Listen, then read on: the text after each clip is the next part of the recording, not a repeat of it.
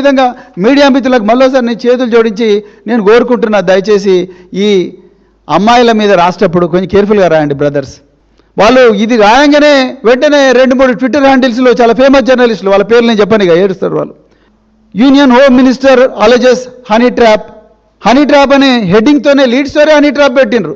ఈ అమ్మాయి గోస, ఈ అమ్మాయి మీద జరిగిన అత్యాచారం, మొయినాబాద్లో జరిగిన అత్యాచార యత్నం, ఆమె కూల్ డ్రింక్లో డ్రగ్స్ కలిపిన యత్నం, ఇవన్నీ ఎక్కడో గాలికి పోయినాయి. హనీ ట్రాప్ ముందరికి వచ్చింది. ఇంకొక మహా న్యూస్ ఏదో ఛానల్ ఉంది, వాళ్ళైతే డైరెక్ట్ ఆ అమ్మాయిని నీకు డ్రింక్లో కలిపినరా లేదా అని ప్రోబింగ్ ప్రశ్నలు వేస్తుంటే అసలు మనం ఏ సమాజంలో బతుకుతున్నాం? ఇదే మహా న్యూస్ మీద ఇంతకుముందు కూడా తెలంగాణ ఉద్యమకారులు పోయి దాడి చేసిండ్రు. అప్పుడు ఇదే బండి సంజయ్ వచ్చి మేము కాపాడుకుంటాం మీడియా అన్నారు. ఏంటి ఇది ఏమన్నా క్విడ్ ప్రోకోనా?